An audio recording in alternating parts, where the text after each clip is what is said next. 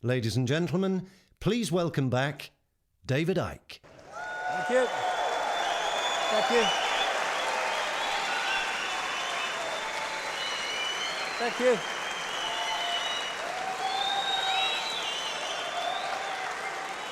Thank you. Thank you. Thank you. Thank you. Thank you.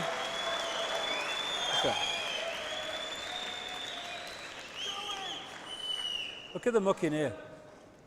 Oh, excuse me. Excuse me about the shirt. The other one smells like a wrestler's jockstrap, you know. After all this time, too much information, Dave. I know. What I want to finish on is looking at what's coming from a point of view of emerging from this crap. In other words, emerging from the mind prison that we've been put into, and therefore creating a reality that we'd rather have compared with the reality that we've been living. And breaking the spell is actually pretty much sums it up, because it is a spell in many ways, if you want to use that symbolism. Our minds have been locked in to a range of perception that gives us the impression that we are limited, that we are poor little Joe Public, I've got no power, and all the rest of it. And that's exactly where people manipulating a mass of people want us to be. And when we're looking at ways out of this, Einstein's quote, which is in many forms, but this is a summary of it, encapsulates what we're looking at. You cannot solve problems with the same level of consciousness that created them.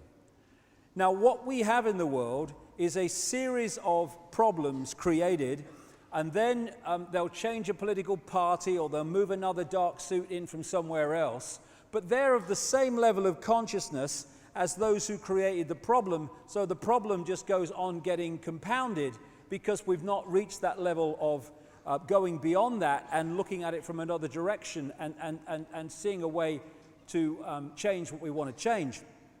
So the door is spinning round in Downing Street in the White House, but no matter what it looks like, the same level of consciousness is coming in and out, and so nothing changes. It cannot. And that consciousness is from the consciousness of division, of seeing everything as a partness and all the rest of it, which is the consciousness that's been in power and has been manipulated among humanity to have and to manifest reality from that perspective, into a oneness that understands that we're all one consciousness, we're all one energy, all one mind, and therefore all these divisions between us through which we're divided and ruled are just illusions. You know, if someone got a baseball bat and started smacking themselves round the head with it, we would call that crazy, madness, insane. But that's what we're doing with the conflict in Palestine, in Iraq, in Second World War. We're one consciousness that's been set at war with itself. And when I say, and again, I talk about one consciousness, I'm not talking about one clone kind of bland, everyone the same consciousness. Absolutely the opposite of that. And one way of seeing how much we've come along the road to understanding this idea of connection and expressing the uniqueness of all possibility is how much we do that, and how much we are clone-like, just following the one in front, sticking to the norms, never stepping out of line. Now, we've become clone-like, not because of oneness, we're all the same, because that's not what oneness is about, but because we have disconnected from that infinity of all possibility, which we can play with and move around and get different points of observation from, and we're just playing and expressing and getting infinite joy from the infinite possibility that's there, and instead we've allowed ourselves to be suppressed into a fractional area of possibility. You know, so that's when we become clone-like. That's when we all act the same. That's when we become sheep. There's no contradiction between oneness and infinite variety, infinite diversity, which is what oneness is. So we can open our minds to multidimensional levels of awareness. It doesn't mean we're going to psychically bloody see everything. Oh, I've just seen someone over there, look, and all that stuff. But we are accessing that level of awareness, and therefore our point of observation of this reality is coming not from in this world. When you're in this world and of it, then you're buggered, really, because all you've got is this world to tell you what reality is and who you are. When you open your consciousness and move your point of observation, you are in this world physically, at least as a projection, but you are not of it in terms of your point of observation. And they're the people that stand out in society. They're the ones that people who are in this mode say, you're crazy, you're mad. No, he's different, because he's got a different point of observation to you. That's all it is. We're the same, but with different point of observation within infinity. There was a time when even this reality, I would say, we had this sense of oneness, this sense of connection, celebrating uniqueness, and joyous in diversity. But slowly, surely, maybe quicker than slowly and surely, our minds have been taken over and encased in this bubble, this disconnection from the great infinite into this body consciousness. And of course, when people come into this world now as what we call babies, and their consciousness enters this world, immediately the programming starts. Often it's parents programming children into the norms. Oh, you can't do that. What will the neighbors say? Oh, you can't do that. I want you to work in a bank. You've disappointed me. You want to go and walk in India. Well, be disappointed then. Sod off. You go and work in the bank. I'm off to India, mate.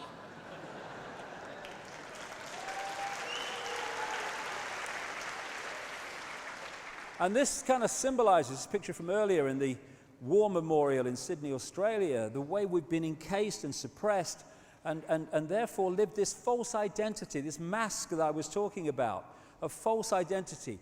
We are now being offered the opportunity, for not least for reasons I'll come to actually break through this. And this is not literally breaking through something.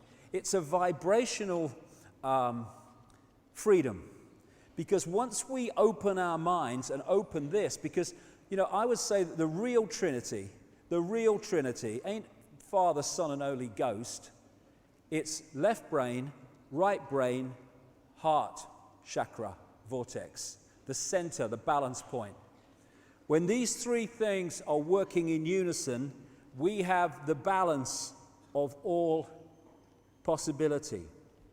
We have the right brain connection out into the beyond. We have the access of creativity, of seeing a different spin on life, of uniqueness, of all these things.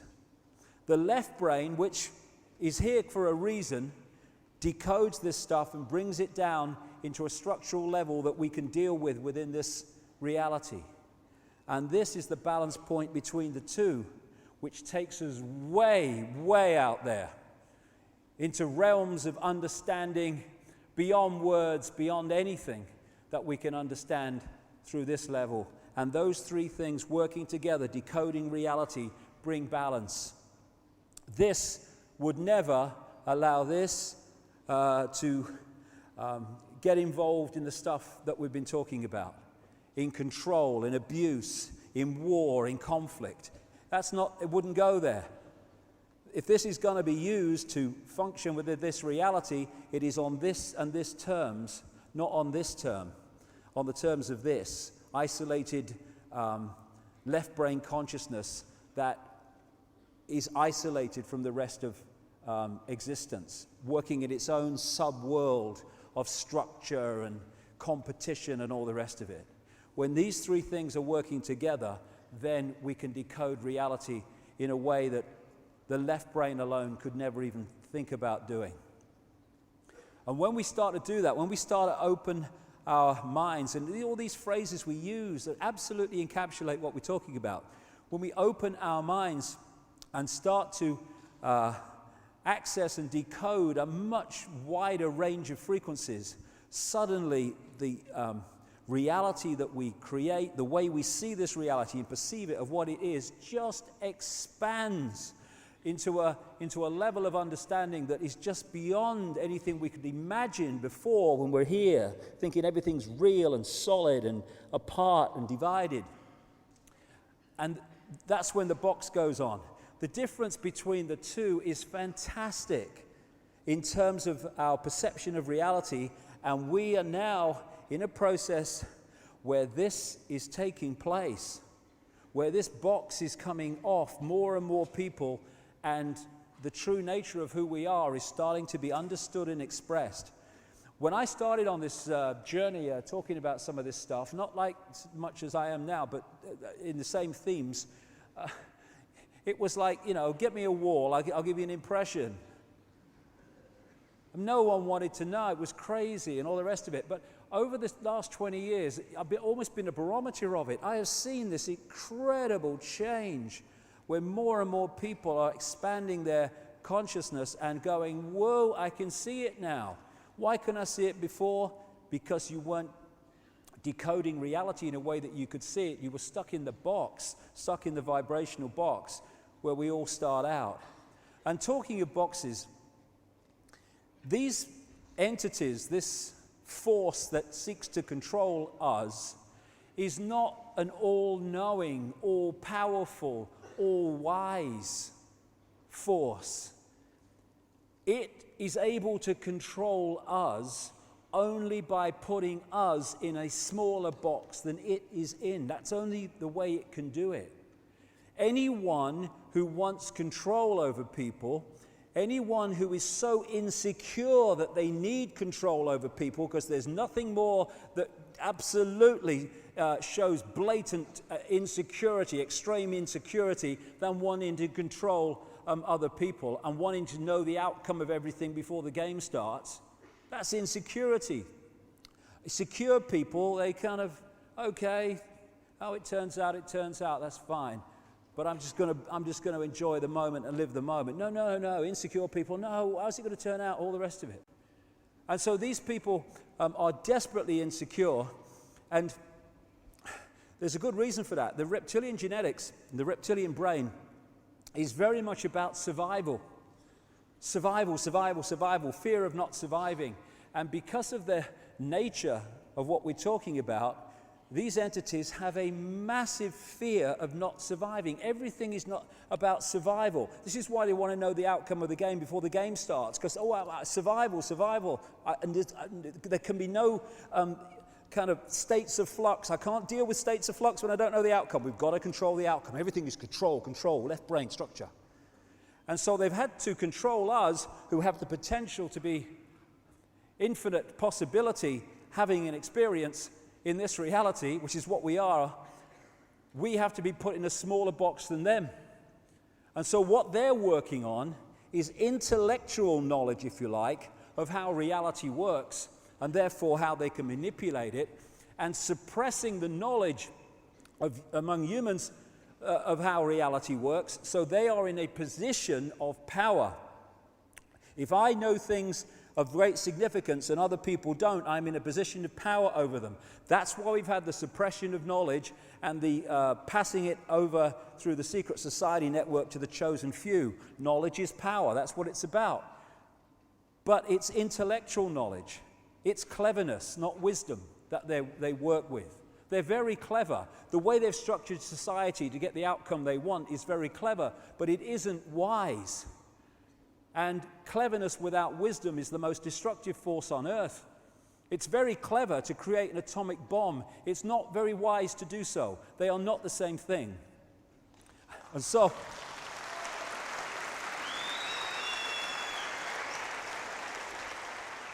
And so we're not dealing with an all-powerful force here. We're dealing with a frightened, fearful, frightened of not surviving, insecure force that needs to control, to pander to its own insecurity and fear of non-survival. So when we come out of the box, as we're coming out of the box, this force ceases to have that power over us, because we're no longer in a smaller box than it's in terms of knowledge and awareness. And I always use this analogy of the ball on top of the water, on top of the tank. You know, when you go through all these different levels of how we are attacked mentally, emotionally, and physically to suppress us and to hold us in the box, in the bubble, that tells us something about us, which a lot of people don't realize. Oh, it's negative. No, it's not negative. It's extremely positive, if you want to use those terms, because it's telling us who we really are. The level of suppression on multi-levels, in multi-ways, that they've had to go to and continue to go to hold us in servitude, shows the potential of genius and magnificence that we really are. And that's our natural state, is multidimensional connection. We are in an unnatural state. We've been manipulated into it, one of disconnection, of awareness of that. And if you take the analogy of the ball, if you push a ball, or you want to put a ball in an unnatural state, i.e. on the bottom of a tank instead of at the top, its natural state, then you have to push it down and you have to hold it there. You have to hold it there, because once you let go, boom, natural state. And so what they're doing is throwing all this stuff at us to symbolically hold us at the bottom of the tank in an unnatural state. What we think are norms and the way life is and the way humans are is actually anything but the norm. It's the way we've been suppressed into. It's not our true natural state, which is multidimensional connection in this world, experience it, but not of it, and awareness of being not of it while we're experiencing it. That's our natural state. And we're now getting the opportunity, as this information comes to light, and for other reasons I'll come to in a second or so, or a minute or so, that we just need to open that telescope, to open ourselves to a greater level of awareness and allow it to come in. You know, people say, when's the cavalry coming? Well, you know, the cavalry ain't coming because it's already here. It's in the space that we are occupying, in the space that we are experiencing now, are all those levels of consciousness which, when connected with, will bring us to a state of awareness and potential for creativity that we would think was beyond belief at the moment. It's there. And it's not the cavalry has to come to us, it's we need to go to the cavalry, because what it is, it's always there. We just need to open our minds so we can connect with its level of vibration. The idea of this crowd is to lower our vibration at the body consciousness level so that there is a disconnection vibrationally with higher states of consciousness. Because when you look at fear and its sub-parts like stress and guilt and all the rest of it, all this stuff they leave behind when they go into a near-body state or a right brain state, left brain shut down like Jill Bolte Taylor. When you rid yourself of those emotions, you start to realize, as these people have, the nature of who we are. But what we're looking at the moment, this time, is the opportunity to expand our consciousness so that we vibrationally connect with the cavalry, the level of consciousness, the level of awareness, the point of observation that is just there waiting for us to connect with it. So when you're in a state of fear, and all these other sub-emotions that I talk about of fear, they are low vibrational emotions. What we talk about when we're in those states, God, I feel so heavy today. Oh, I feel so dense. Yes, because the energy field, your energy field, slows down vibrationally when we get in those states, and there is a disconnection from higher states of awareness. To do with vibrations, it's to do with frequency connections and all the rest of it. So it's up to us to open ourselves to these levels of consciousness, and not for those levels of consciousness to come down here to where the state we're in. Why? Because they can't. Because of the level of consciousness they're at, they're vibrating to a certain frequency, and if we're down here, never the twain shall meet. We need to go and connect with it. And it's when you open your mind and your consciousness and you start to make those connections, that's when suddenly you think, why didn't I see it before? I can see it now. We're in control of this, not some bloody entities shape-shifting themselves around the sodding world. We're in control. That's the great secret they don't want us to know. Absolutely it is.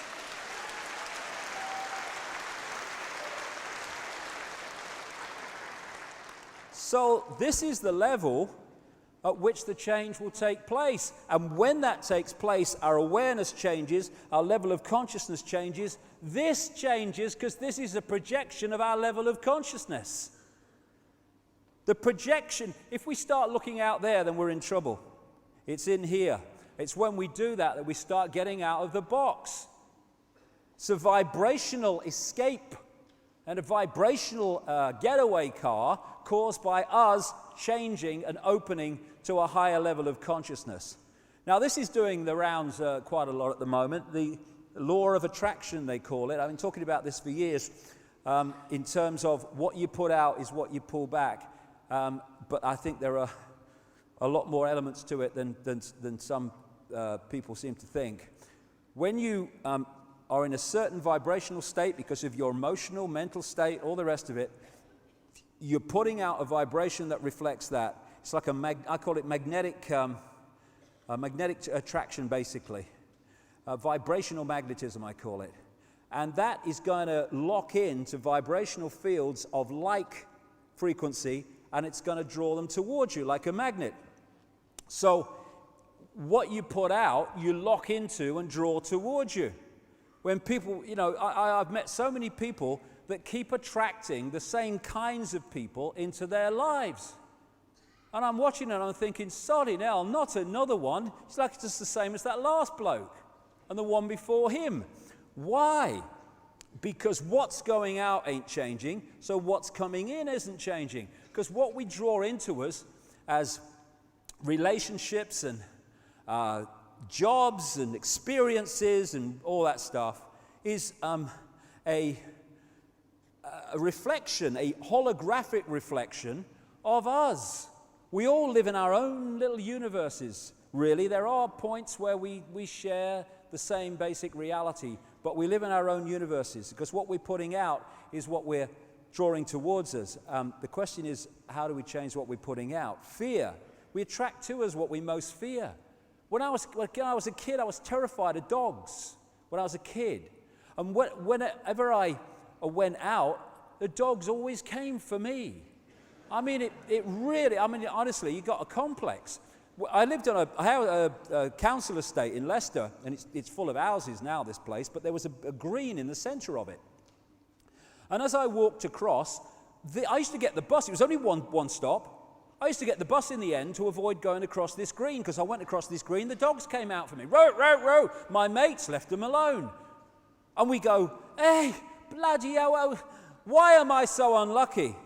Why me? I'm frightened of dogs and they come for me. You're not frightened, they're going near you. Why? Vibrational attraction. Same with the things we like. We can attract them. Relationships. Relationships are a vibrational attraction. We draw them in. When we sync with people, we sync with them energetically, you have a relationship. Then, for whatever reason, someone might change and their energetic field changes, their magnetism changes, or whatever, their vibrational field changes, and suddenly it's not syncing with that person anymore. In the holographic play-out world, we say that relationship has broken down, and they've parted. Well, they've parted vibrationally.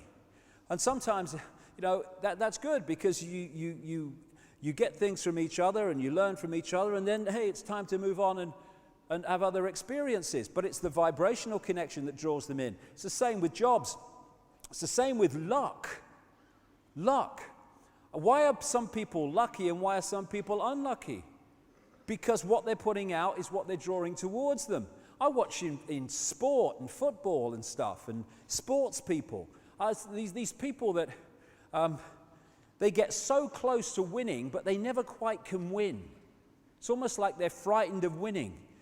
When I observe some of this stuff psychologically, it's almost as if they can't believe that it's possible for them to win.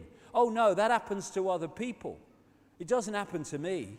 So when you get to that point where you're just about to achieve, somehow in the holographic play-out world, you manifest something that actually stops you winning, even though it seems to be no problem, it's going to happen.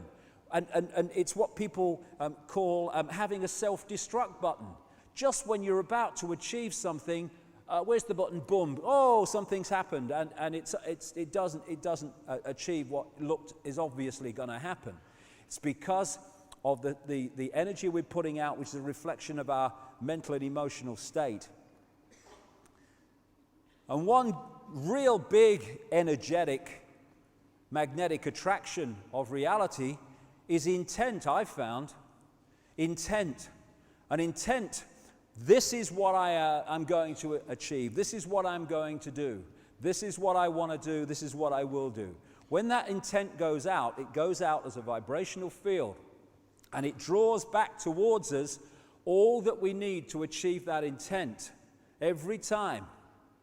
The thing is, at this point, it breaks down with so many people because what they need to experience to achieve the intent they say they want is not something they'd like to experience. So I'll bugger that for a game of soldiers. I'm not having that. I don't want it that badly.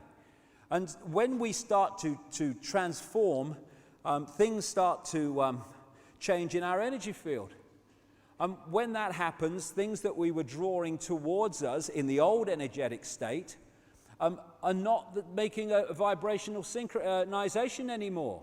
And so in the holographic play-out world, relationships break down, or you lose your job, or you move home, or something happens. Your life changes in the play-out world of the projected holographic reality because what's projecting it has changed. And so when we put out an intent, this is what I want to do. I want to expand my mind. I want to open my mind. I want to connect the true magnitude of who I am. There are things that come towards you that you don't often like very much, but it's necessary to break down those structures within us so that that intent can be fulfilled.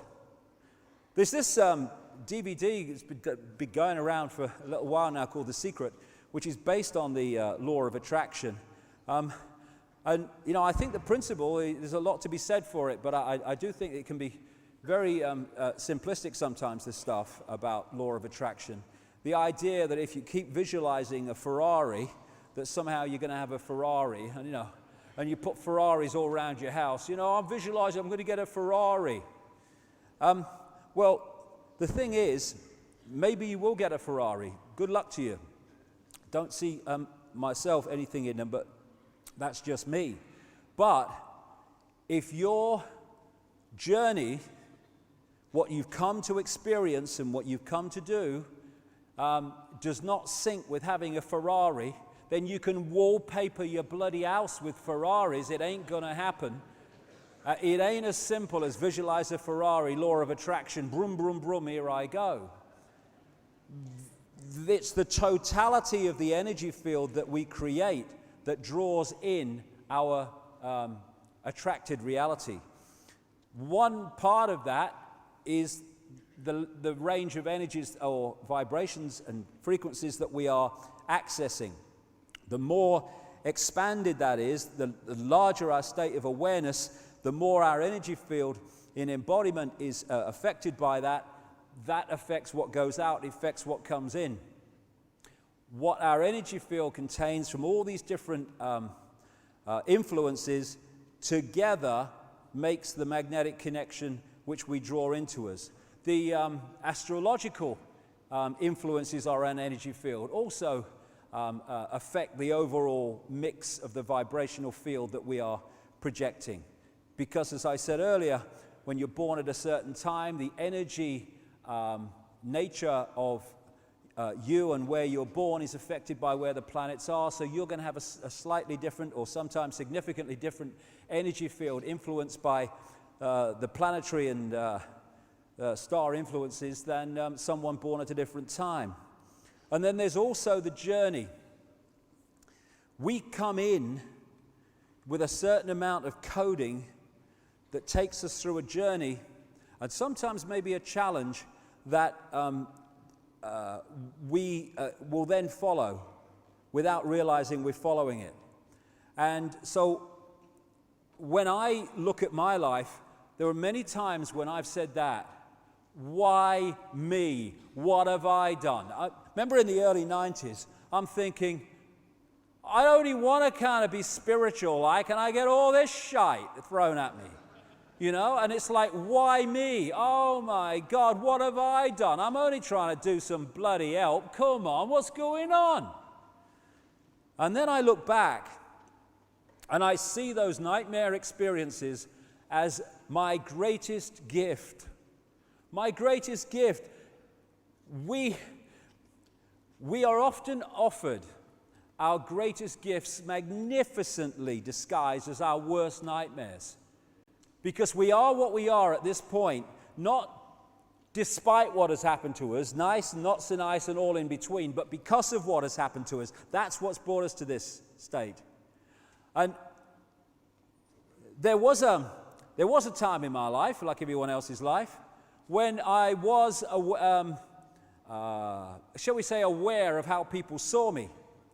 You know, as you do when you're a teenager, and then you grow up, you're even older, you're always thinking, you know, how people see me, and you're on the telly, and, you know, I hope people like me, and all that stuff.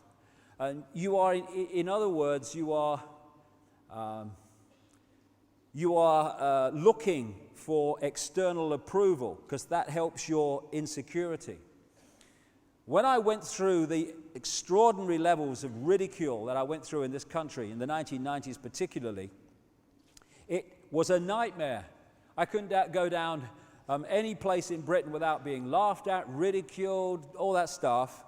And yet, what it did was clear me completely, or as much as I'm aware of that need for approval, of that, here we go, fear of what other people think of me.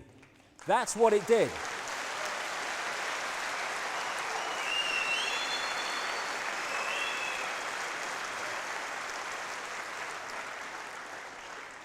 So many of the why me's, we really ought to ask, why me? Why does it all happen to me? Great question. Why does it always happen to you? Because it's here that the power is. When we realize this is where the projection's coming from, then if we change this, the projection, the holographic physical experience, must change in line with the change in the projection, and therefore our life changes. But it don't change out there, it changes in here. And my experience of life now allows me to continue to take ridicule and abuse and all that stuff, but I don't give a damn anymore. I don't give a damn. It's changed my reality.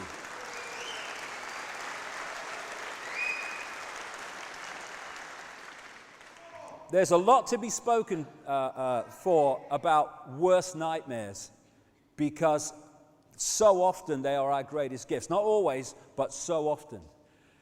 And moving to another level of consciousness is moving our point of observation from within this holographic reality, this physical reality, this suppressed reality, into that level of reality that people experience in out-of-body experiences. From that perspective, this world looks totally different. If we can move our point of observation of this reality while we're still in it, then everything changes. Because the level of consciousness changes, and therefore the problems we wish to change and the things we don't like in this reality can change, because the level of consciousness is higher than those that created the problems. So it's moving our point of observation to another level, and then everything changes here. It can't otherwise. And it's interesting, when you look at these things, the astrological influences, the level or range of frequencies that we are accessing, which we call awareness, the energy fields that we have, the auric field, which then attracts to it what it's putting out, the life journey, the why me stuff, all of them have one thing in common. They all come from within. Not out there. There is no out there. It all come from within. What the manipulators want us to do, and constantly encourage us to do, is to look out there. As Gandhi said, you must be the change you want to see in the world. You must be, because you are the world, your world, and together the world. And therefore, when we change, the world changes. If we don't change, the world can't change, because the world is us and we are the world. What the manipulators want us to do is look out there. And one level is looking for someone to blame all the time when things go wrong in our lives. And I understand that. It seems like that sometimes. You're to blame, you're responsible, and what's that doing? It's saying, you have my power, you have my power, you have my power, because I haven't got control over my life, you have, because you're to blame, therefore you must have power over me. Giving power away, we do it all the time.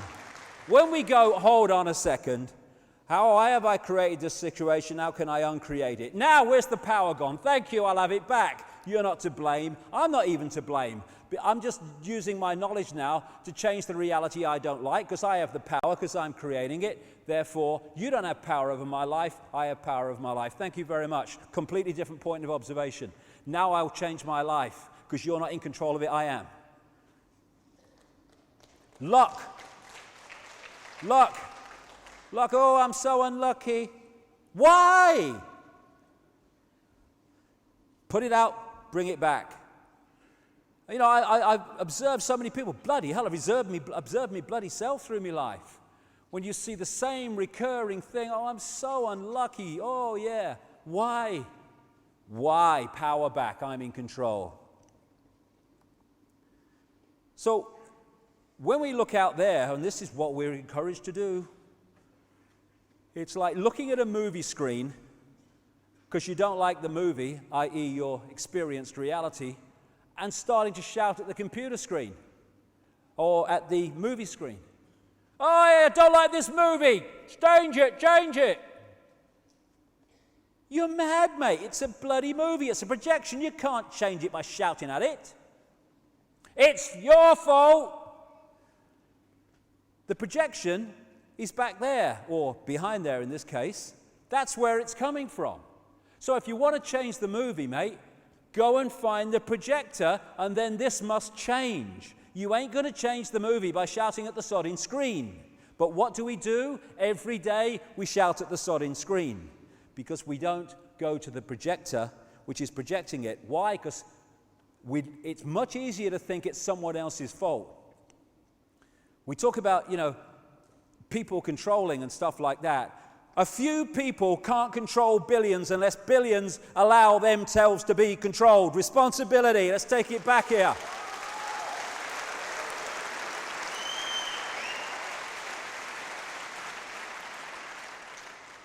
We're holograms, projection. This whole world's a projection. It's us that is projecting it. It's a situation I call combing the mirror. If you want to comb your hair, you don't comb the mirror, because it don't affect your bloody hair, because it's a reflection. If you want to change your hair, you comb your hair, and the mirror then reflects it. This physical reality is a mirror, and we're combing the mirror all the time. And then we say, my hair's not changing, I'm combing that mirror. This experienced physical reality is merely a reflection of that. We have the power. We just need to take it back from this level of division, apartness, can'tness, to isness, I amness. I am all that is, ever has been, and ever will be-ness. What a transformation that will make of this reality. And a part of this on a holographic level or energetic level is moving into the right brain. Not moving out of the left brain and boarding over the doors. We need that to function in this reality. But having this serve the higher reality instead of being the governor, dictating reality. And to do that, we need to start being at peace with this terrible crime of being different. If you don't want to be different, or you're not happy with expressing yourself as a unique expression of all that is, a unique point of observation within the infinite mind, then stay out of the right brain. And don't even think about transformation, because that part of us that wants not to express that uniqueness lives in there. That doesn't want uniqueness, it wants structure, conformity, rules. I like rules, I do, I love them. This wants to express uniqueness. This is me, I am free. I am a different expression of all that is. So are you, pleased to meet you. What do we say? Who are you? Oh, I'm a coal miner. Oh, I'm a journalist. Oh, I'm a 70-year-old person from Essex. No, that's what you're experiencing. Wouldn't it be great? Hello, nice to meet you. Who are you? I'm all that is, having an experience. Oh, so am I. Nice to meet you. Nice to meet you. How you doing? All right.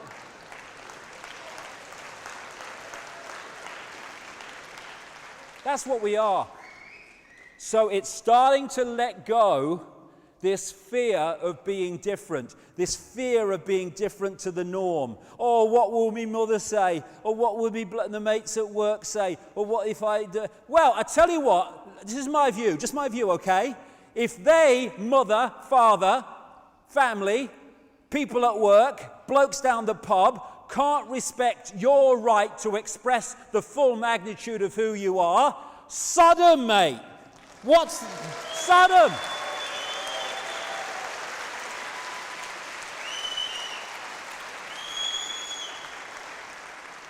Bloody hell.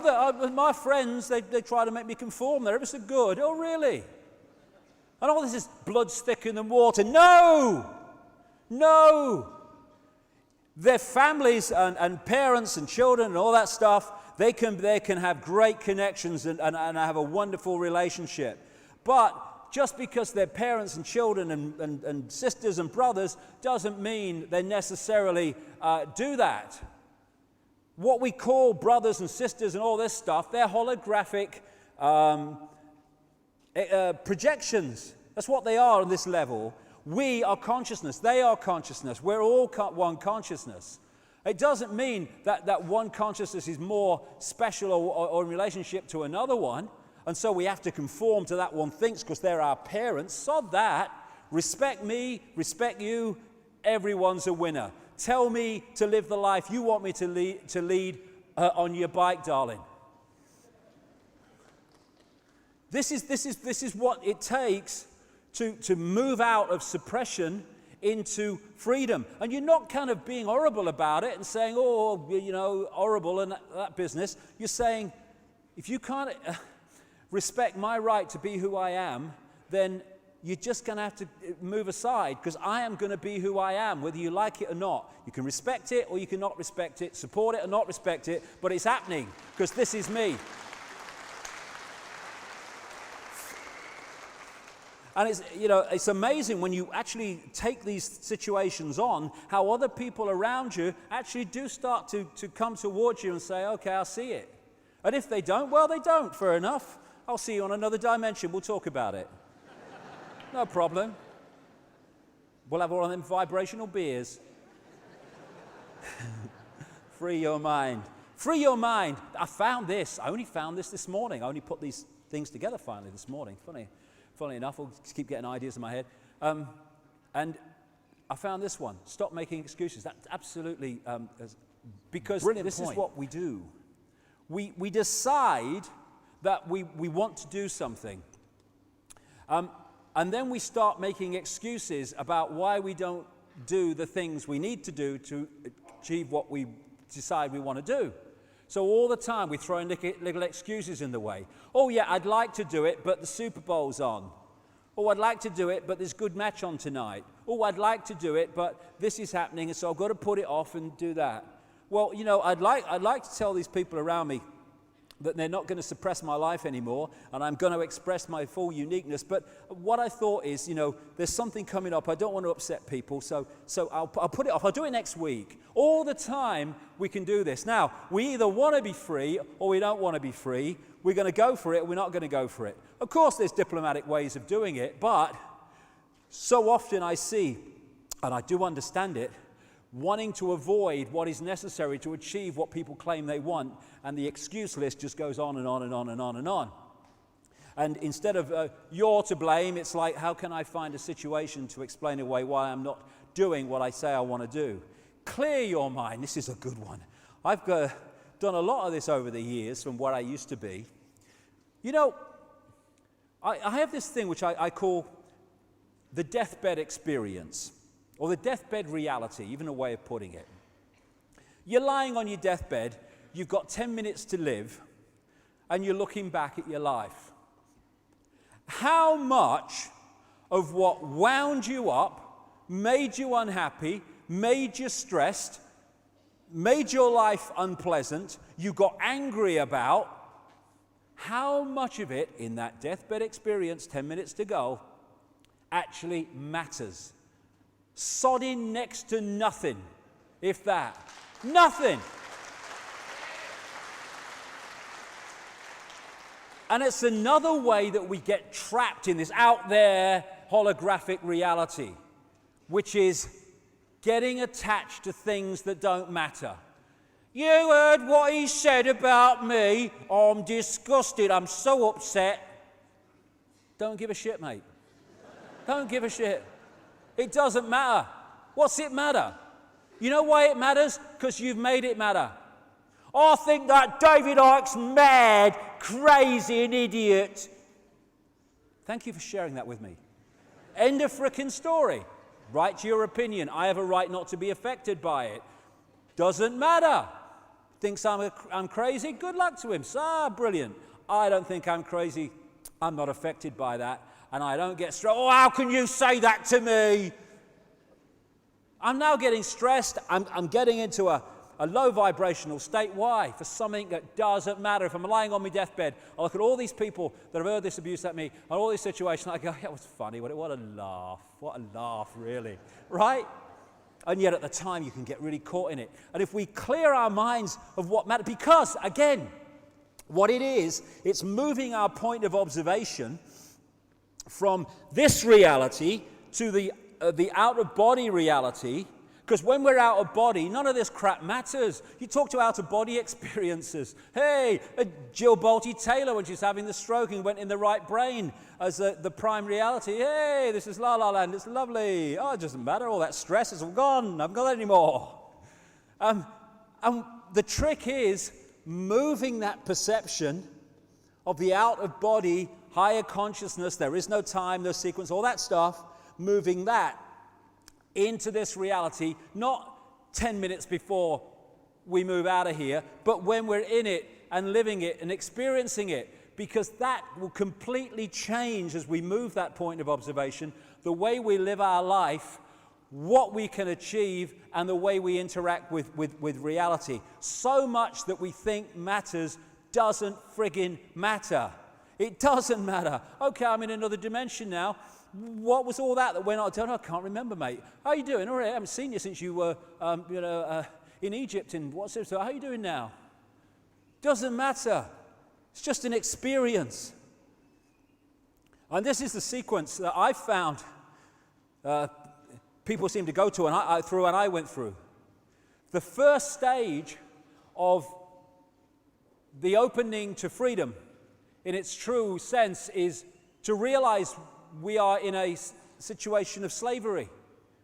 Because again, making excuses, hiding from what you don't want to face. You know, it's like the greatest power over people is when you tell them something they want to hear. So if you tell them that something's happening that they don't really want to think is happening, and then someone comes along and says, load of rubbish, mate, load of rubbish. No, it's fine, honestly. You want to believe this guy because you want to believe it's fine. And so we are in denial of the situation we're in. Not people in this room, obviously, but in general, humanity is in denial because they really don't want to face it. So much better to hide it, hide away from it. Oh, no, it's a load of rubbish. The guy's mad, mate, and all that stuff. But there comes a time, if we ignore it, when it comes in our face, and then we've got to face it. And people come to that conclusion at different points. But first of all, we face the situation we're in. Okay, now we can deal with it. It's like when you're in a situation where you can see the dictator. It's not a very nice situation, but at least you're one step ahead of being in a society that's controlled by dictators you cannot see, touch, and taste, because at least you know there's something to deal with. Stage one. Stage two, choosing not to be a slave, choosing freedom, real freedom, not the illusion of freedom that we call freedom. Most people on this planet don't want bloody freedom. I meet people in the Christian movement in America. They talk about freedom, and some of them talk about this conspiracy on a 5-sense level and stuff. They don't want bloody freedom. You know, I met one once in Tucson. I was talking to him about how what happened to the Native Americans and all that stuff, and we're going on, and this guy is such a white supremacist, it's unbelievable. And I said to him, do you know, and you know, we were talking at an anti-Illuminati bloody rally, right? And I said to him, little mate, I don't know who terrifies me more at the thought of being in power, the people I'm trying to expose, or you who's trying to expose them as well. They don't want freedom. They want the freedom to replace an imposition they don't like with an imposition that they do like, their own belief system. Crikey, I've been, harangued by Christian people in America so often because I'm talking about Jesus and stuff and the Son God. Well, okay, don't accept it then. You believe that, I'll believe this. We'll have a beer, forget about it. No, must impose myself. You're not interested in freedom. So when we choose freedom, it's real freedom. And freedom, funnily enough, is not the freedom for us to do what we like at the expense of other people. It's the freedom of everyone to have the same rights as us. Freedom is not freedom for us to take the freedom to impose on others. It's accepting the freedom of others the same as we expect the freedom for ourselves. So, when we talk about banning freedom of speech, no one is against freedom of speech. It's like being against, wife violence. No one's for that, and no one's for the end of free speech.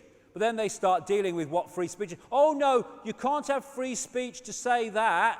I believe in free speech, but that's going too far. No, you can't be a little bit pregnant, mate. Free speech is free speech, okay?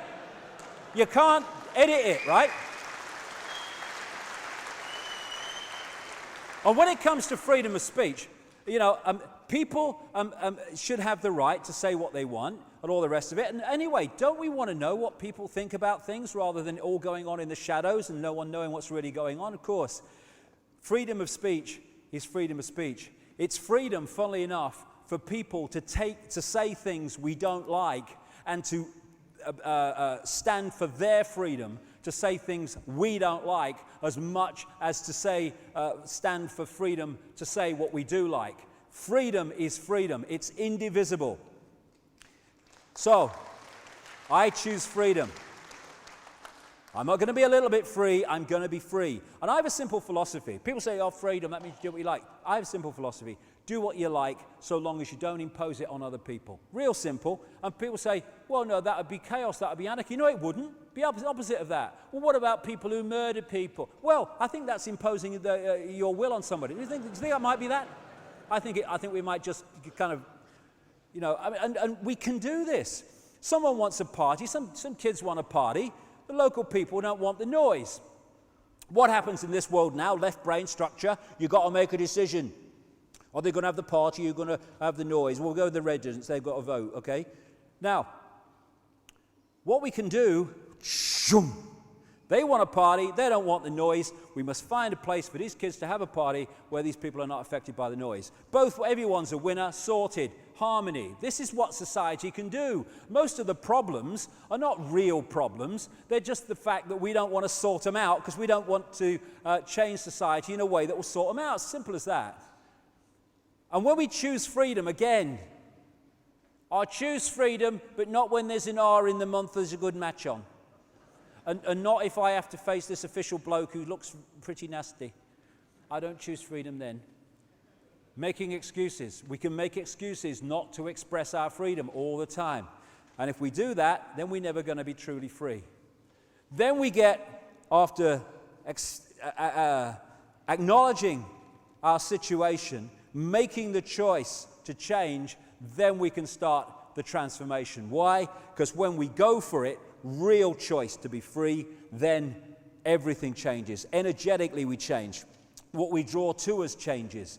People come in and out of our lives that add to our understanding and our ability to go down this road of freedom. Everything changes. Transformation. And it's a wonderful thing. It can be a challenge. I love this film, The Dead Poets Society. Robin Williams in this film, when he's teaching the kids and basically saying, look at the world from a different angle. He used to stand on his desk or their desks, and he was asked, why are you standing on the desk? And he said, I stand upon my desk to remind myself that we must constantly look at things in a different way. You see, the world looks very different from up here. You don't believe me? Come and see it for yourselves. Again, when we start to make this transformation, we start to move with it our point of observation of the world. And if we move our point of observation, we're going to start acting in different ways. We are going to start perceiving in different ways. And therefore, again, we've got to let go the fear of what other people think. Oh, you can't stand on the desk. It's stupid, sir. That's what so many people do. Ooh, no, I better not do that. They'll laugh at me. Boom. Real freedom. Choose freedom. No excuses.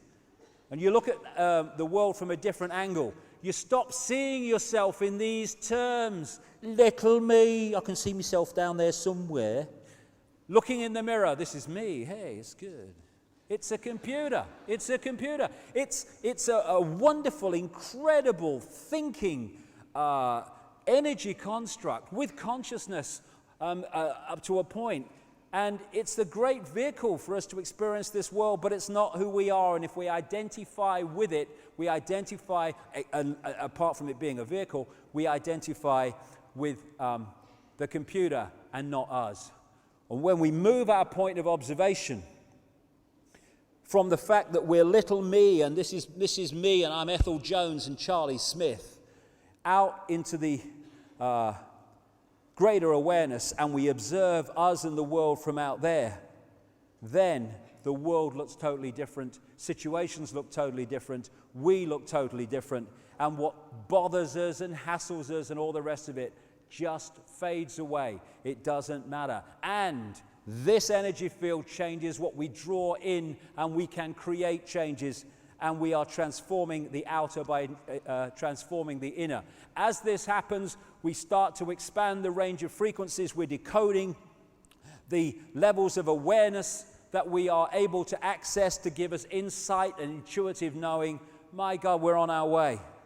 This is the level of the transformation. This is the level of the revolution, if you want to call it that. It's not guns, it's consciousness. And we wake up. And as that happens, we wake up and we go, why didn't I see it before? So many times people have said that. I can see it now, it's so bloody obvious. Why didn't I see it before? Because that's what you were before. And then suddenly, boom, boom, point of observation. Oh my God, it's obvious. And this is happening now, this wake up. It's happening. It can be challenging, mind. I'm not saying it's a doddle, because that sums up some of the ways I felt over the years. And last Tuesday, no, not quite so much now. But this was a great one of me in 1991. I tell you what, that really kind of absolutely encompasses symbolically my inner self. And why? Because when we start to transform, what we put out changes, what we draw in changes, and the outer world appears to collapse. Oh my God, what do we say? My life's falling apart, mate. Mine did. Because the construct going out fell, the construct it was creating fell, my experience, my life's falling apart. But what happened? As a result of the collapse of that rigidity, that false reality that I was living, as a result of that, bingo, another reality could come. Would I go back, despite everything, to what I was before I started to wake up and went through that shite? No frickin' way. No way, thank you very much. No way. Hello, good evening and welcome. Here is this sport. And there's snooker on tonight. I was him? Oh my God. No, that was him. This is me. Different. Simple as that. This is the big, big thing to get over. This is the four-letter word that controls the world. And, you know, it's fear that allows this to happen. You know, this guy's in control because they're following and all the rest of it. Now, if any of these bloody sheep said, sod this for a lark, I'm off, he's in real bloody trouble now, isn't he? Where's the point of control now? It's not on the sodding tractor. He's got 100 sheep to find. But here, oh yes, bah, bah, bah. Did you see the news last night? Yeah, bah, bah. He's in control, sitting on his sodding tractor, doing bugger all. This is the way the society works. Oh, I better not go out here, I better not go out there. No one's telling you not to, in fact, but it's the mouse in the laboratory maze. Oh no, I'm going down there, not going down there. Oh no, all that stuff. And it means that we are in symbolically this state. And if we go, I am me, I am free. Hey, you on the tractor, see ya. And everyone does that. God, the tractor's lost his power. He's not in control of the situation anymore because we've taken control back. And if the sheep did that, this guy would have no control over them. The idea is to lock us into a belief system, lock us into a suppressed and encased reality, and it's called fear. And fear puts you in your shell. He's ever so insecure, he's always in his shell, I'm trying to bring him out of his shell. All these bloody phrases we use absolutely describe what we're talking about, and we get stuck in the bloody box. Oh, I'm going to Oxford this year, pass me exam. Feardom or freedom? Feardom is what controls this reality. It's what controls our energetic state, our vibrational state, our density, and all the rest of it disconnects us. Freedom is what can set us free. And fear of what?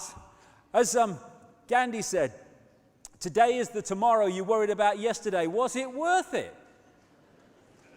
Was it? I know people, they're going to the dentist and they're going, oh God, I've got to go to the dentist in 3 weeks' time. Oh my God, I'm ever so worried. Oh no, God, oh no, I can't go out. I'm worried. No, about the dentist. 3 weeks later, they're sitting in the waiting room. Oh my God, I've got to the dentist. Oh my God. Mr. Smith, this way. Oh my God. 5 minutes later, walks out. Oh, no problem. It was all right. No problem. Spent 3 weeks of agony projecting forward fear of yesterday or tomorrow. Why? When we get caught in this thing about survival, it's very important, because when we get into a point of survival, we get into the reptilian brain. We lock in there because that's our survival instincts and our survival mechanism. Survival. Survival of what? Survival of life, I don't want to die, a doctor save me, and all this stuff. There is no death. There is only life. There is only infinite consciousness, infinite awareness, infinite eternal existence within all that is, has been, and ever will be. They're the 2 points of observation. One, survive, survive, survive. One, there is nothing to survive. Chill out, mate. Okay, that's what it's like. So, there are very 2 different ways of looking at things. When we lock into body consciousness, we can lock into survival mode. Why? Because the body software has many survival mechanisms and programs within it. And that's not a bad thing, that's a bloody good thing. Because within this reality, this survival instinct of the holographic level of the body computer is a good thing. We wouldn't last long if those survival mechanisms weren't here within the computer, within the world that we live in. It's when they are the governor and take over. They don't just react in times when we're in danger, they are there all the time. Oh, I'm ever so worried. My mother used to say about a neighbor, it's being so worried that keeps her going. What? What? But so many people, and and I noticed this from earlier in my life. I could worry for flipping England. You know, I ain't standing here cross-legged on a bloody mountain saying I'm speaking to my disciples and all that shite. I have been through all this shit and continue to go through a lot of it. So when I'm talking about these things, I'm talking to my sodding self as much as I'm talking to anybody else. And this is what we all experience. It's not about this or that. God, the shite I've been through, I could, oh God, emotionally and all that other stuff. And so when we get caught in that, we get caught in body consciousness. And you get people, I call it emotional addiction. I had this at one time. An emotional addiction, you know the receptors of the cells that take in heroin and cocaine and all that stuff? They are the same receptors that take the chemicals caused by emotions, because emotions create a chemical reaction in the body, and vice versa. Hence the mercury and the fillings and all that stuff. And we can get into a state of emotional fear and fear of not surviving. It's kind of all different expressions of that, where we need a fix when there's nothing to worry about. I noticed that. I felt uncomfortable. I was almost in, emotional cold turkey at one time in my life when I didn't have anything to worry about. Because it's an emotional state, it's a chemical state, it's a drug state. And it's a body consciousness state, which has these survival programs. When we move our consciousness to this level, then we know there's nothing to survive. And so the survival instincts, while they can react on a body level to physical danger, quote, they're not constantly constraining and influencing our reality. Now, what is there to worry about? What is there to fear of not surviving when you hear this? Everything from the beginning, my birth, my ancestors, my children, my wife, everything comes together simultaneously. I saw everything about me and about everyone who was around me. I saw everything they were thinking now, what they thought then, what was happening before, what was happening now. There is no time, there is no sequence of events, no such thing as limitation of distance, of period, of place, of time. I could be anywhere I wanted to be simultaneously. What is there to fear surviving or not surviving when we move to that level of consciousness?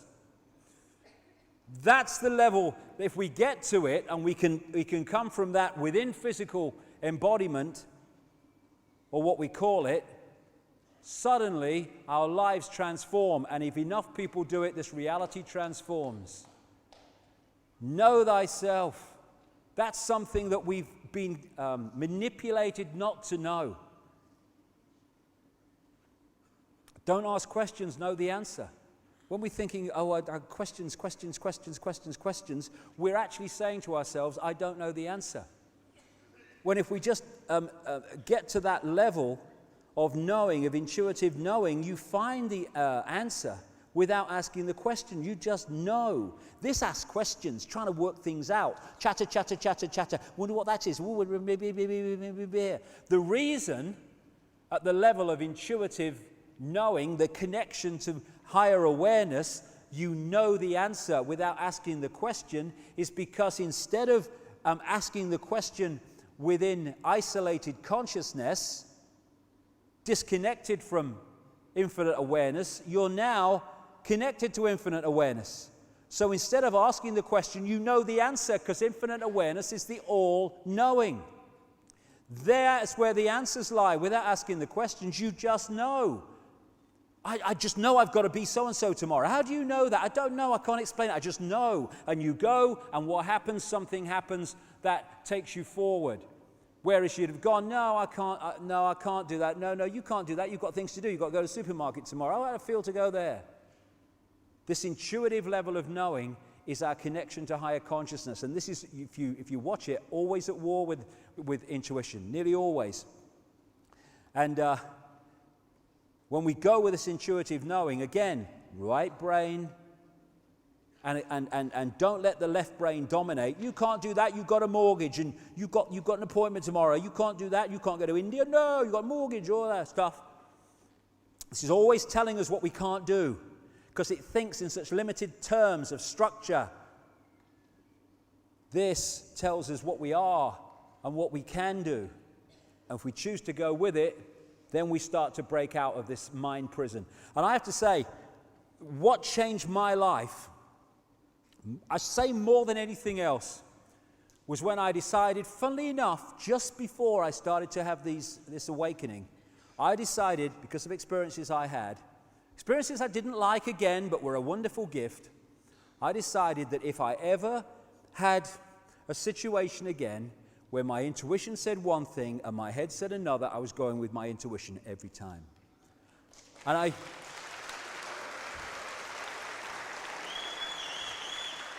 I went with it, and I went with it, and I went with it, and you may have noticed it got me into a bit of trouble sometimes. It got me into a bit of trouble. But what happens then when you follow your intuition and you get into a bit of trouble? I got in a bit of trouble, Betty, and all that stuff. No one remembers that either. My bloody age, I don't know. This guy crosses the arms. See, I bloody told you, didn't listen to me, get into trouble. I should have listened to me. A lot of people go, yeah, I know, oh no, I'll never do that again. But if you keep going with your intuition, you keep following this knowing, these urges, these passions of what you want to do with your life and where you want to go and where you want to be, eventually the sequence of situations leads the left brain, which is an observer of reality, and if you talk its language, it can kind of come round. And it says, hold on a second. When you follow your intuition, you get into a bit of trouble, but then that led to that, and that led to that, and that led to that. Oh, it works out in the end, doesn't it? And what happens, and this happened to me around the mid-90s, what I felt intuitively and what I thought became one. So there was the war stopped. I want to do this. No, you got to do that. You got to stopped. And now they operate as one unit, because this has seen enough of what intuition does to go, okay, I can see it. I'll go with this. And it's open to anyone to do that, to stop that war between intuitive knowing, because they should be working as one unit. They shouldn't be at war. All these different elements that decode reality should be working as one unit to do this. And then we can start controlling our own reality. Knowingly, in awareness, because we're doing it anyway. And what these manipulators do, because they know this system, they impose and implant belief systems which then affect our energy field, which then draw to us decoded reality, daily experience that matches the belief systems that have been programmed into us. They are programming our reality through us. And when we clear that out, we then can consciously start to create our own, which is the worst nightmare of the manipulators. Worst nightmare. It was in the Matrix movie when the Neo character went through the death experience and came through it and realized it was an illusion, and he stopped seeing people in the holographic world, as I would put it, as people, and started seeing them like that. When he realized it was all an illusion, that's when he was able to control his own reality. There's a lot in that movie that's true. And as we change our own energy field, we are then able to make that consciousness change available to other people. In this 100th monkey syndrome they talk about, which is connection between people. And then we come system failure in this crap. Now, I've got 10 minutes left before they throw me out. So I want to talk about this, and it comes on the end of all that I've talked about in this last section. There very much seems to be a shift in consciousness going on. When I first woke up, amazing things were happening to me, and I didn't understand them. One of the themes at that time, we're talking 1990, was that there was a consciousness shift coming. I kept meeting psychic people a lot in those days, and they kept saying, I'm getting something, I'm being told to tell you this, and again it was, there's a consciousness shift coming. There is an awakening coming. People are going to come out of the trance in effect, and it's happening now. And now as the 90s have become the new century, more and more this stuff about this shift is going on. An energy shift, which is acting like a spiritual alarm clock. And I've seen it. All over the world I've seen it. People starting to get it and wake up and see the true magnitude of who they are. This energy change is happening, and therefore those that open their minds to it are starting to access and decode different frequencies, different ranges of reality, which are starting to change their experienced reality from division to oneness. And there's a lot of talk about 2012 and the Mayan calendar and all that stuff. I have to say I'm not one of those people that say everything's going to change in 2012. I don't see that. What I see is that this is a symbolic, or more than symbolic, window when terrific change is going to take place. And this cycle that we've been through is changed into another cycle, which is going to be very different and far more near paradise than the prison that is emerging. And I in 1990, I'm not really big into channeled information and stuff when, psychics take all this stuff. You can get really good ones when they really get out there, and you can get some really profound stuff which takes you on. But a lot of stuff is not like that, but some of it is. And in 1990, I experienced this, and it stood the test of time in my experience. It was a lady who channeled this consciousness back in 1990 when I was in La La Land, what's happening to my life. And I'll just read what it said because it's so relevant to now with the hindsight of the years that have passed. And if anyone doesn't, believe in shapeshifting, they should have seen this woman's face when she was doing this, because she became someone else. Her face, it was like, whoa, changed to a completely different face. And this is what it said.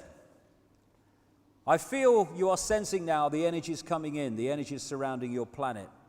This is causing many of you to ask questions. It is causing many of you to reevaluate completely your way of life, where you feel you wish to go, what you want to do.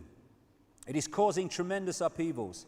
Some of these upheavals are very confusing, very distressing, very disturbing. Some people in partnerships are finding they can no longer continue in those partnerships because their partners cannot tune into what they are tuning into. This is causing a great deal of disturbance. And I have said to this sensitive on more than one occasion that you must organize yourselves into groups to support each other. Now then, my own allegiance with your planet goes back to an Atlantean period when there were many energies being used and information and knowledge being used, which were, for particular reasons of safety, withdrawn, shall we say, to prevent complete catastrophe, to prevent total destruction of your planet. One could say these were sort of emergency measures, if you like, to prevent the inhabitants of this planet from an untimely destruction. Now at that time, shall we say, this knowledge was distributed only to the few. It was taught in what you could call a temple setting, though I'm very careful about using this word. It has connotations maybe. So let me use that word in the broadest possible sense.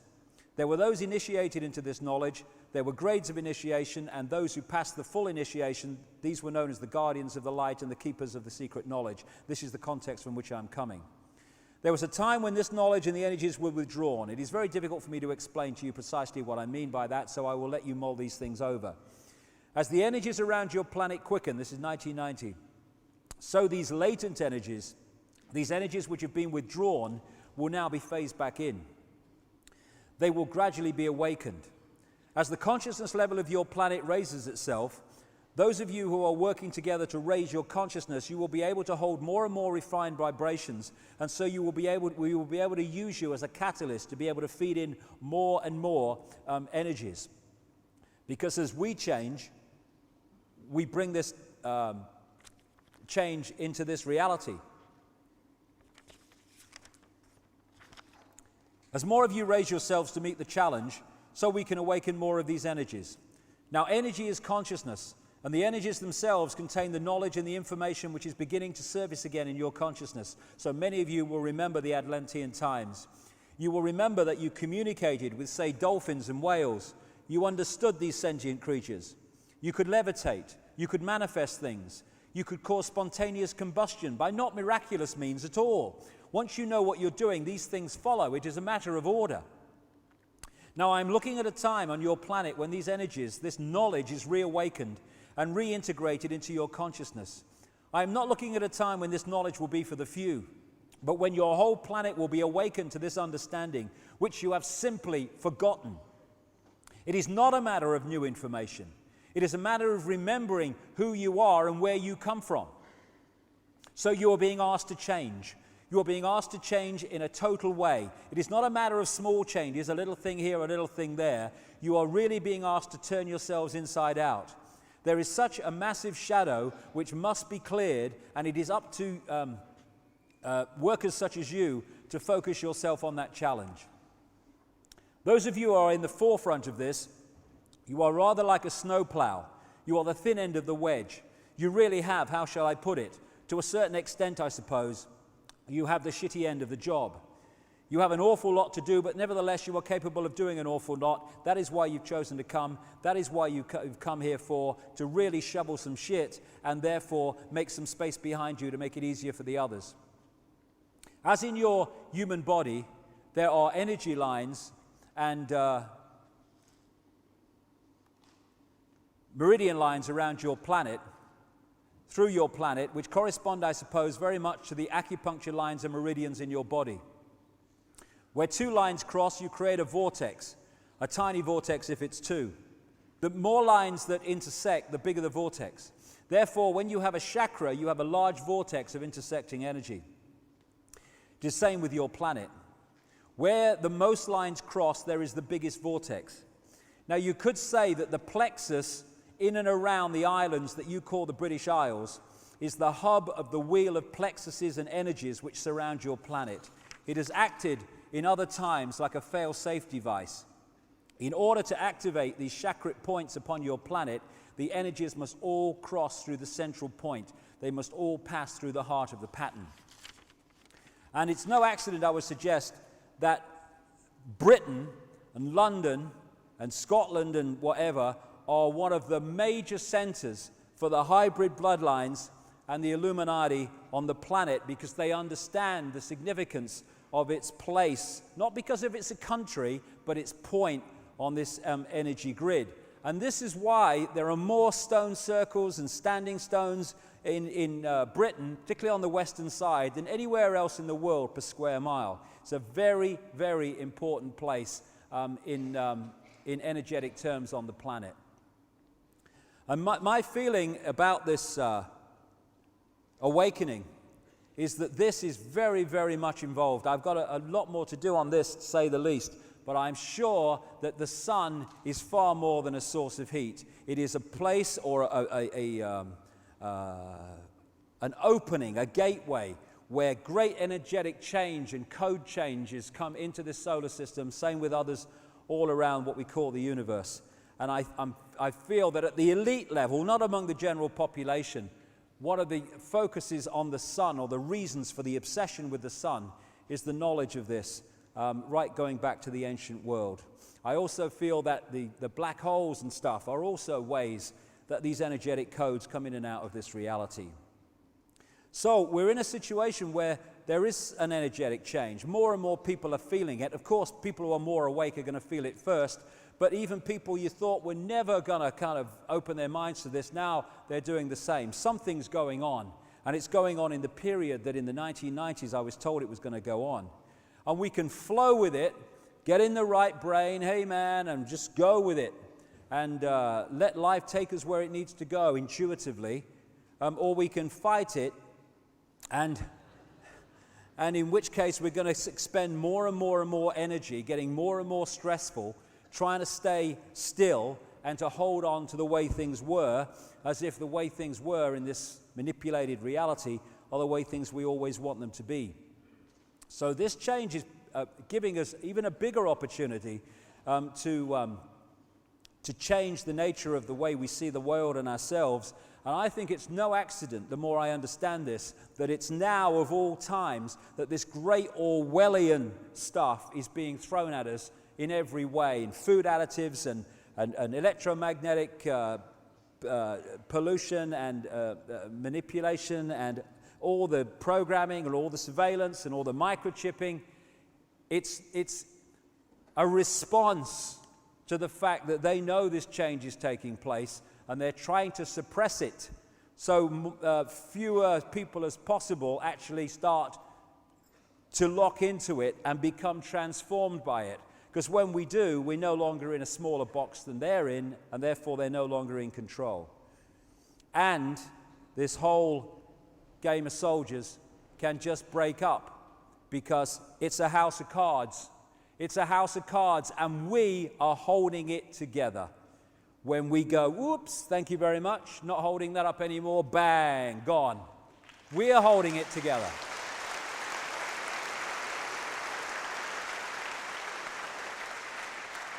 That's the point. It's not that they have constructed this, they have manipulated us to construct it. You cannot solve problems with the same level of consciousness that created them. No, but the same level of consciousness is not where we're going now. We're going to another one, to change our reality. And it's a time to choose. A time to choose if we want to flow with this and become the full magnitude of who we are, or whether we want to stay in the box like little frightened mice, saying, oh my God, I can't say boo to a goose, the goose won't like it. Free your mind and let nothing and no one enslave it is a great motto for everyone, I would suggest, including myself. As Mencken said at the start of this event today, I believe that any man that takes the liberty from another into his keeping is bound to become a tyrant, and that any man who yields up his liberty, in however slight the measure, is bound to become a slave. That's how we got into this. Voltaire, so long as the people do not care to exercise their freedom, those who wish to tyrannize will do so. For tyrants are active and ardent, and will devote themselves in the name of any number of gods, religious or otherwise, to put shackles on sleeping men. We have created it because we have become sleeping men and women. We can do things on a physical level, which are a reflection of our changing consciousness, like ceasing to cooperate with the system of control. We've had a discussion outside the White House. We've had a discussion, and we've decided this is going to happen. Mass of the people. No, it's not. We ain't doing that. Where's the power? Gone. Gone. The power is with us, and we have been cooperating with the building of our own prison. When we cease to cooperate, the prison can't be built because there's not enough people to do it if the people who are being enslaved don't do it to themselves. As Albert Einstein said, the pioneers of a warless world are the youth that refuse military service.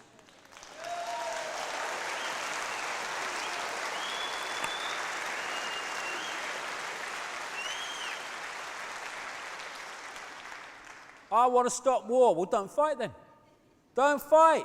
If they don't fight and they don't fight, where's the war? It's used to say in the 60s, what if we had a war and no one turned up? No fripping war. And you know, support our troops. they tell us. The people who say that in the dark suits are sending young kids to the slaughter just to serve their bloody agenda. That's how much they want to support our troops. Sodom. They never fight the wars. Have you noticed that? George Bush declares a war. If he'd have been on the front line when the first bullet was fired in Iraq, he'd have been under a bed in Houston when the second bugger went off. These people don't fight wars. They send young people to fight bloody wars. When they don't, there's no bloody war. That's what we need to do. And it's like religions. So, the guy in another country, the leader, he sends his youth off to war. This guy in this country sends this youth off to war. The two youth fight each other.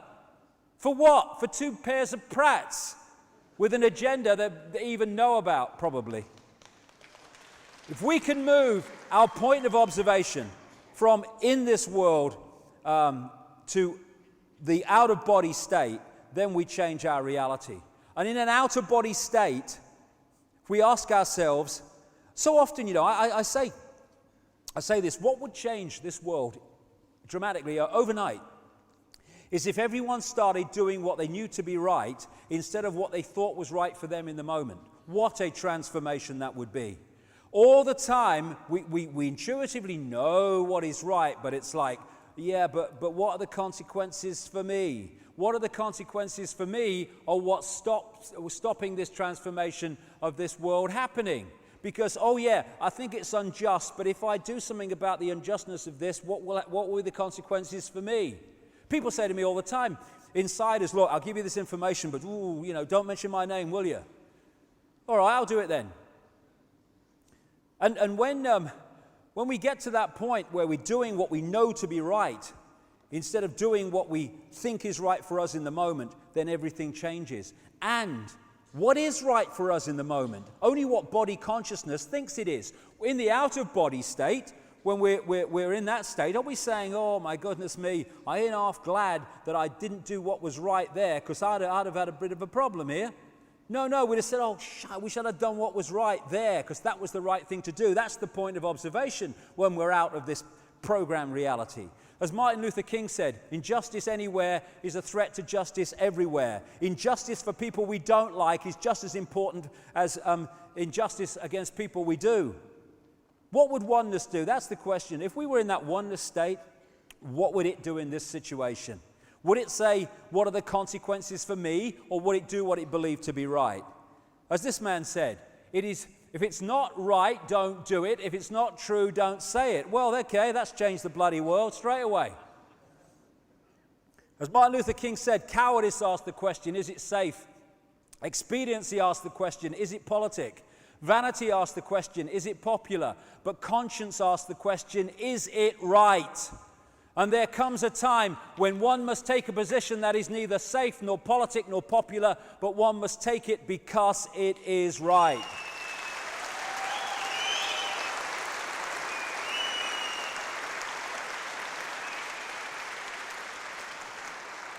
Infinite love, infinite consciousness. The existence of an infinite consciousness is the only truth. Everything else is illusion. It's the imagination of that consciousness made manifest. Gandhi said, strength does not come from physical capacity, it comes from an indomitable spirit, an inspirable will. And that's the will to do what we know to be right, both for ourselves and for the greater good, because we are ourselves and we are the greater good. Getting out of this thing, fearing what other people think, fearing our shadow, fearing anything. We are infinite consciousness, having it experience. There's nothing to survive, there is nothing to fear. This is our natural state. It's about time we went back to it. As William Reich said, so I started off with this, we should not fear to enter a forest because there are wildcats in the trees. We should not yield our right to well-controlled speculation. It is certain questions entailed in such speculation which administrators of established knowledge fear. But in entering the cosmic age, we should certainly insist on the right to ask new, even silly questions without being molested. We must take that right. You want to laugh at me? Good, have a good laugh. Pleased for you. You want to condemn me for what I'm saying because it's outside the norm? Great, fine. You have a right to say that. I have a right to say this. Everyone's a winner. This is what's happening now. We're starting to wake up, and we have the opportunity now. It's a wonderful time to be alive because all these things are coming together in this point we call time, where we have the opportunity to break out of this cycle of mental and emotional imprisonment. We're being offered the key with knowledge, with understanding, with the gathering, opening, awareness, and with the energy change that's underpinning that. It's now a time for us to decide if we're going to take the key and turn it, with all the implications that has for the challenges in this reality, but my goodness me, the freedom of becoming and returning to the true magnitude of who we are and leaving behind this false identity that we have been manipulated to believe is us. There it is. There's the key for everyone, all of us, me too, to go like that. It's up to all of us to choose if we're going to do it. It's about time we did, I feel. Thank you very much.